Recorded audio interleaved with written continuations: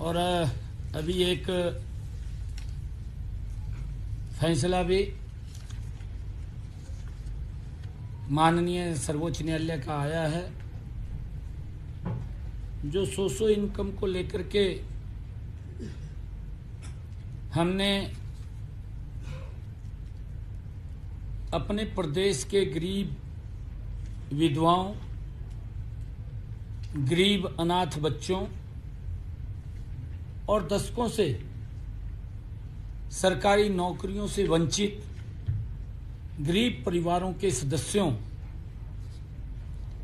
विमुक्त जातियों और घुमंतु जातियों के उन गरीब परिवारों को जो न तो शेड्यूल कास्ट में आते हैं और न ही बैकवर्ड क्लास में आते हैं, तथा कच्चे कर्मचारी जो अनुभव के आधार के ऊपर हमने कुछ अंक हमने देने की हमारी वर्ष 2018 से चली आ रही इस नीति को के ऊपर आज सुप्रीम कोर्ट का फैसला आया है। इस फैसले का हम सम्मान करते हैं। अगले 100 दिनों में, मैंने पिछले दिनों ये बात कही थी कि हम हरियाणा में 50,000 भर्तियां करेंगे। हम उन 50,000 भर्तियों का आने वाले समय में ये संकल्प लेते हैं कि हम उसको पूरा करेंगे। परंतु आपके माध्यम से आज मैं 5 बातें हरियाणा के जनता के सामने पहुंचाना चाहता हूं। हमारी सामाजिक आर्थिक नीति अंत्योदय पर आधारित है। हम इस नीति पर अडिग थे, अडिग रहेंगे, अडिग हैं।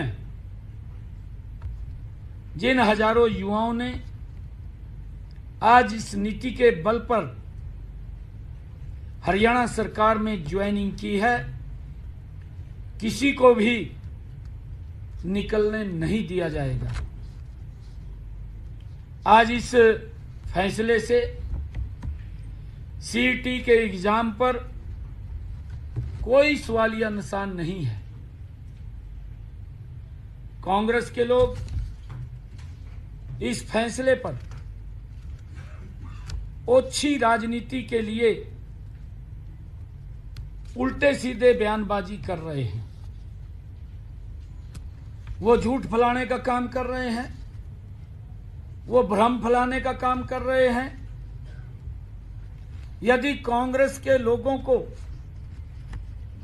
इन गरीब विधवाओं, गरीब अनाथ बच्चों, बिना नौकरी वाले परिवारों, कच्चे कर्मचारियों, विमुक्त जातियों के युवाओं के खिलाफ हैं, तो इस पर विचार करें।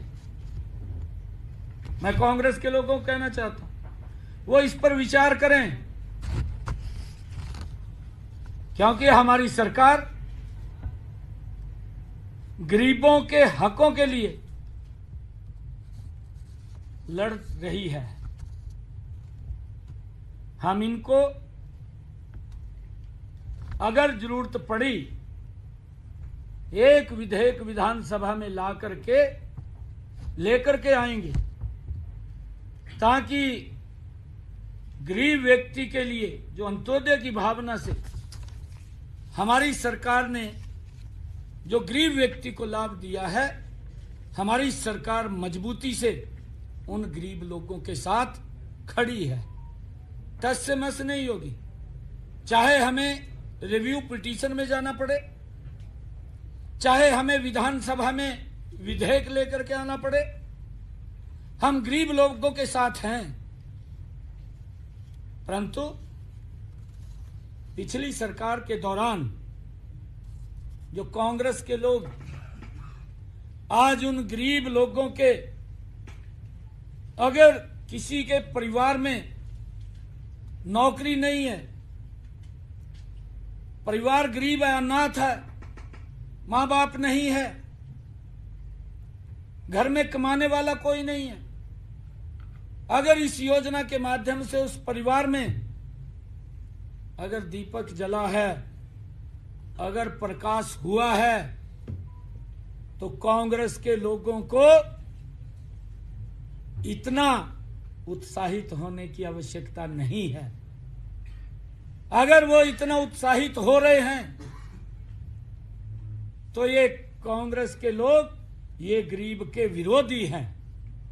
ये स्पष्ट इनके इस बयानों से दिखाई दे रहा है। मैं उनको आईना भी दिखाना चाहता हूं। जो लोग ट्वीट करके बात करते हैं, जो लोग इस फैसले के ऊपर भ्रम की स्थिति पैदा कर रहे हैं, इनकी सरकार में सरकारी नौकरियों लेने के अंदर भाई भतीजावाद एकदम सर उठा करके दिखाई देता था। क्षेत्रवाद, जातिवाद का बोलबाला था। यह कांग्रेस की सरकार के अंदर था। नौकरियों की बोली लगती थी। जिनके पास ज्यादा पैसा होता था या जितनी ज्यादा पहुंच होती थी, उसी को ही नौकरी मिलती थी। इससे योग्य युवाओं में हताशा और निराशा ये कांग्रेस के समय में युवाओं के अंदर पनप गई थी। युवा पढ़ने के तरफ नहीं, इनके चक्कर काटने में लगा रहता था। मां बाप भी इनके चक्कर काटने में लगा रहता था और अपने पड़ोस गांव के लोगों को भी लेकर के इनके चक्कर काटता रहता था कि हमें नौकरी मिल जाए। ये हालात इनके समय के अंदर था। परंतु गरीब व्यक्ति को, जिसके पास पैसा नहीं होता था, बहुत सारा बड़ा वर्ग एक ऐसा था जिसके पास देने के लिए वोट तो थी, परंतु इनके पास उनको देने के लिए नौकरी नहीं थी। किसी भी गरीब व्यक्ति को जिसके पास पैसा नहीं था, एक भी बच्चे को इन्होंने नौकरी नहीं दी, क्योंकि पर्ची और खर्ची से नौकरियां लगती थी, नौकरियों की बोलियां लगती थी। गरीब व्यक्ति की पहुंच से नौकरियां दूर थी। परंतु अगर आज हम देखें, हमने योग्यता के आधार पर बिना पर्ची, बिना खर्ची के 1,32,000 नौकरियां देने का काम किया है। 1,32,000। जो लोग ट्वीट करके वाहवाही लूट रहे हैं, उन गरीबों का अपनी सरकार के अंदर तो मजाक करते थे। अगर हमने उनको कहीं गरीब व्यक्ति की हमारी सरकार ने चिंता की है, गरीब व्यक्ति के साथ हमारी सरकार खड़ी है, तो उसको लेकर के भी इनके पेट में दर्द हो रहा है। हमारे युवाओं में आज एक नई आशा और विश्वास का संचार हुआ है। वे नौकरी पाने के लिए किसी नेता की दहलीज के ऊपर हाथ नहीं फैलाना पड़ता। आज अपना स्वाभिमान से सर ऊंचा करके मेरा युवा आज हरियाणा सरकार की नौकरी ले रहा है। यह विश्वास जगाया है। पहले तो वो सिफारिश ढूंढते थे और आज लाइब्रेरी ढूंढते हैं। ये अंतर कांग्रेस की सरकार में और हमारी सरकार के अंदर आया है। और मैं ये भी बताना चाहता हूं कि हमारे हाई कोर्ट की डबल बेंच ने भी 7 दिसंबर 2018 को माननीय उच्च न्यायालय ने सरकार के सामाजिक आर्थिक आधार पर हमने जो 5 अंक दिए थे, जिसका प्रावधान किया था, उसकी सराहना भी की थी, ये हाई कोर्ट ने की थी। मैं बताना चाहूंगा कि हमने अंत्योदय के संकल्प को पूरा करने के लिए कमजोर वर्ग के 5 अतिरिक्त अंक देने की नीति 2018 के अंदर ये हमने बनाई थी, और इस नीति के कारण हजारों गरीब युवाओं तथा कच्चे कर्मचारियों को पक्की सरकारी नौकरी मिली है। इससे आहत होकर के कांग्रेस द्वारा प्रायोजित भर्ती रोको गैंग समय समय पर इस नीति के रास्ते में रोड़े अटकाता रहा है। मैं उनको कहना चाहूंगा कि ये भ्रम फैलाने का प्रयास न करें। सरकारी नौकरियां देते समय हमने प्रदेश के गरीब परिवारों का भी पूरा ध्यान रखा है। हमारी सरकार गरीब के साथ खड़ी है, इसलिए हमने जिनके परिवारों में कोई भी सरकारी नौकरी में नहीं है उन उम्मीदवारों को सरकारी नौकरी में सामाजिक आर्थिक मानदंड के आधार पर 5 अंक देने का प्रावधान किया था। कॉमन पात्रता परीक्षा का पेपर 3 वर्षों के लिए मान्य है। जो हमने पेपर सीईटी का लिया, उस सीईटी के अंदर ये हमारे कांग्रेस के एक ऐसे नेता हैं जिसको जानकारियां भी अधूरी रहती हैं, और वो एकदम से कोई भी निर्णय आता है उस निर्णय की जड़ों में जाने की बजाय तुरंत एकदम भ्रम की स्थिति और झूठ फैलाने का काम करता है। और उस व्यक्ति ने, मैं हैरान इस बात से हूं कि वो बुद्धिजीवी भी बनता है, परंतु किस प्रकार से वो एकदम से उतावला हो जाता है। मैं तो ये कहना चाहूंगा कि कांग्रेस की सरकार ये अपने गिरेबान में झांक करके देखे अपने समय के कार्यकाल को, जिस कार्यकाल के अंदर वो मंत्री भी रहा है, जिस कार्यकाल में इस विधानसभा का सदस्य भी रहा है। ट्वीट करके सुरजेवाला साहब ने ये आरोप लगाए हैं।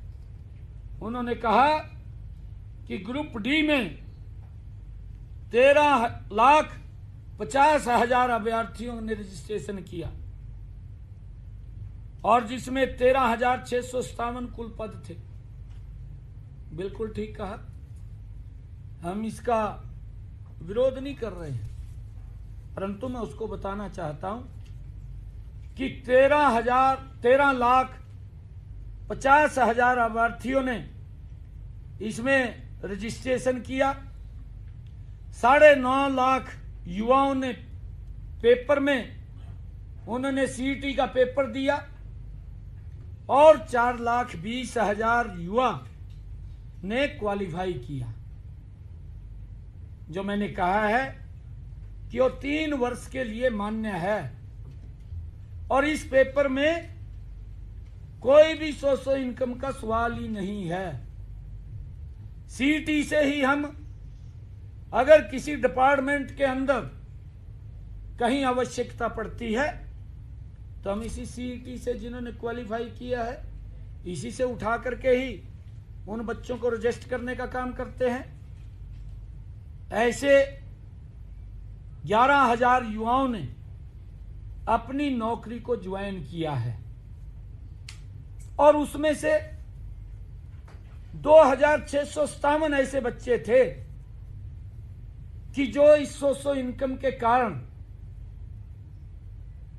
वो ज्वाइन करने थे, परंतु अभी हमने इन बच्चों के रिजल्ट को रोका हुआ था, हमने उनको ज्वाइन नहीं किया।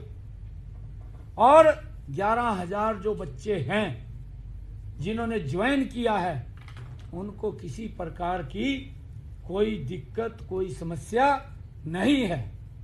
मैं इसीलिए कहना चाहता हूं कि वो भ्रम की स्थिति ना फैलाए, एकदम ही वो उतावला हो जाता है।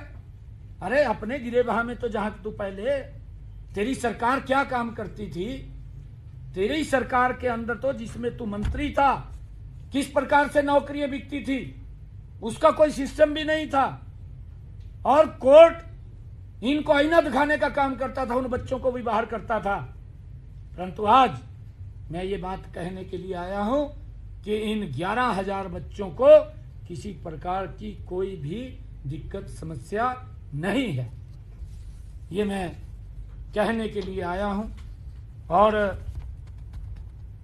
जहां तक इन्होंने एक और बात की है ग्रुप सी की, ग्रुप सी की भी इसने ट्वीट करके, क्योंकि ये उसकी जानकारी तो इसको होती नहीं है, ऐसी इनके मुखिया हैं पार्टी के, उसको भी कोई लिख करके दे देता है और वो पढ़ करके बोल देते हैं सेम पोजीशन इसकी है। ये भी उसको कोई लिख करके देता है, उसको पढ़ देता है, उसकी जानकारी में नहीं जाता। झूठ फैलाना है, क्योंकि डीएनए के अंदर है झूठ फैलाना, और उसको लेकर के लगातार ये झूठ फैलाने के अंदर लगे हुए हैं। इन्होंने जो ग्रुप सी की नौकरियों के बारे में भी बात कही है, इसमें 10,000 से अधिक युवाओं ने 2,000 पदों के लिए पेपर दिया, वो भी सीईटी से था। ये सीईटी का दूसरा भाग है, और ये भाग वो है जिसमें टेक्निकल बच्चे आते हैं। और जब इनको बुलाया गया, क्योंकि उसके अंदर 4 टाइम हम बच्चों को बुलाते थे, सीईटी के अंदर हमारे पास इतने बच्चे ही नहीं थे कि वो 4 टाइम हम बुलाएं। ये इसको जानकारी भी नहीं है इस बात की कि हम जितने बच्चे हमें बुलाने थे उतने बच्चे क्वालिफाई नहीं किए, क्योंकि उसमें कोई जेई है, कोई लैब अटेंडेंट, वो टेक्निकल आधार के ऊपर ये भर्तियां हैं ग्रुप सी की। और जितने बच्चे इसके अंदर आए उन सब को हमने इंटरव्यू के अंदर शामिल किया, उनका पेपर लिया, और उस पेपर के आधार के ऊपर ही हमने उनको इसके अंदर रजिस्टर किया है। अगर कोई इसके अंदर दिक्कत आती है, ये बच्चे ज़्यादा नहीं है, इनका पेपर ही होगा, इन्हीं में से ही होगा, और यही वो बच्चे हैं। एक भी बच्चे को निकलने की इसके अंदर कोई गुंजाइश नहीं है। ये भ्रम की स्थिति फैलाने का काम कर रहे हैं। और मैं आज यही कहने के लिए आया हूं कि ये लोग अपने गिरेबान में झांक करके नहीं देखते। जो हालात इन्होंने हरियाणा प्रदेश के युवाओं की, युवाओं के माँ बाप की, आज अगर गरीब को कोई लाभ सरकार ने योजनाबद्ध तरीके से किया है, ये हमारा कमिटमेंट है। मैं फिर दोबारा दोहरा रहा हूं कि हम गरीब के साथ खड़े हैं, उसकी लड़ाई मजबूती से लड़ेंगे। हमने चाहे कोर्ट के अंदर रिव्यू पिटीशन में जाना हो, चाहे हम विधानसभा में लेकर के उसको आए, हम मजबूती से हरियाणा प्रदेश के गरीब के साथ खड़े हैं। हमारी सरकार वो गरीब के हितैषी सरकार है। अंत्योदय की भावना से हम काम कर रहे हैं, और उस अंत्योदय की भावना के अंदर हमारी सरकार मजबूती से गरीब के साथ है। ये बात मैंने कहनी